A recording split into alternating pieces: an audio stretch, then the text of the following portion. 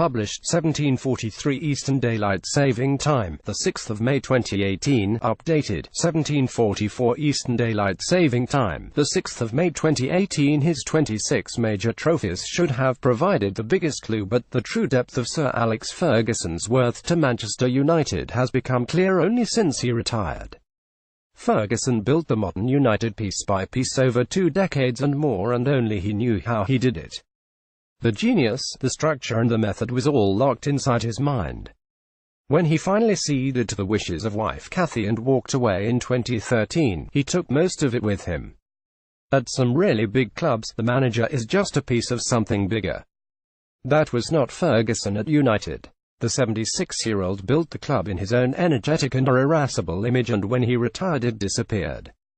Sir Alex Ferguson won 26 major trophies during his remarkable stint at Manchester United, as one executive said during the troubled tenure of Ferguson's successor David Moyes. "We thought Alex would leave a blueprint for us to build on, but the truth is that there wasn't one. It was all in his head." By the end of his time at Old Trafford, Ferguson had lost some judgment in the transfer market, but he had lost absolutely none of his ability to manage, none of his knack of squeezing the very best from people. It is this that sits Ferguson naturally alongside greats such as Jock Stein, Brian Clough and Bo Paisley. Had Ferguson not been leading footballers to glories they could never have imagined, he would have been doing it somewhere else. For that point of view, his final title was one of his most remarkable. The 2012-13 United team was a modest one, but, desperate to avenge the last-minute loss of the Premier League crown to Manchester City the previous season, Ferguson drove them to victory by an 11-point margin. That was the essence of Ferguson. The 76-year-old built the Old Trafford club in his own energetic and irascible image. However, when he walked away from the Premier League outfit, he left no blueprint to build on. There is a myth surrounding the Scots management that points to intimidation. There was some of that, but it was always built on something more subtle. He knew players would not run through walls for a man they were scared of, but they would if they were driven by respect and common purpose. Ferguson's style was built on a human touch. When midfielder Darren Fletcher had to take time out with chronic illness, Ferguson told him, "It's hard to walk off these training pitches now, but just imagine what it will feel like when you walk back onto them again." A few years later, I interviewed Fletcher and we talked about his mentor. Afterwards, he followed me to the car and asked if he could check over what I wrote. "I'm not scared of upsetting Sir Alex," he said. "I just don't want to let him down." Not everybody has liked Ferguson. Generally, in his eyes, you were either with him or you weren't. No shades of grey. But if he liked you, he would not forget you. Players, such as Darren Fletcher, have the utmost respect for the formidable former manager. Out-of-work managers, young and old, would receive letters, phone calls and even scouting work to sustain them. One manager embroiled in scandal a few years ago sat at home wondering if he would ever hold his head up again. One afternoon there was a knock on the door. "Ferguson, get your chin up and get out there," he said. "This is something that you have done. A mistake. Don't let it define who you are." He could be cruel at times. Sometimes he knew it and other times he didn't. It was not always a good look, but the stresses of the game weighed more heavily on him than many would have known.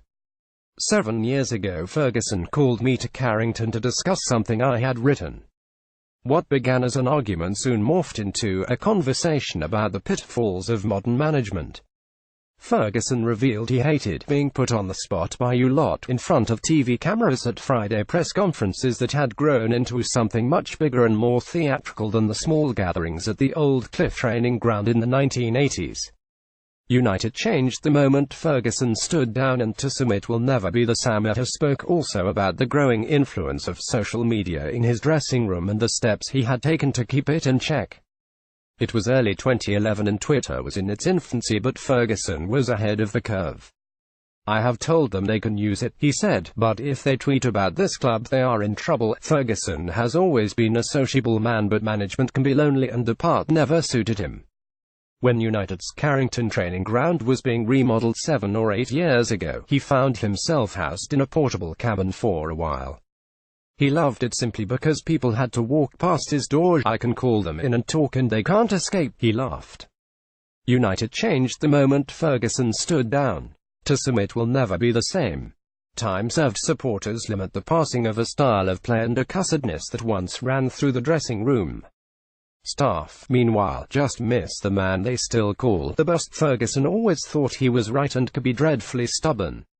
He could walk into a football writer's lunch and refuse to talk to half the room because of a slight, perceived real, that he could not shake from his head. But this was part of the gift, part of the magic. There was rarely any doubt with his management, and that ran to the soul of his teams, the great ones and the merely very good ones. He faced every battle convinced he would win it. The world of football hopes that spirit can sustain him now. The former United boss always thought he was right and could be dreadfully stubborn.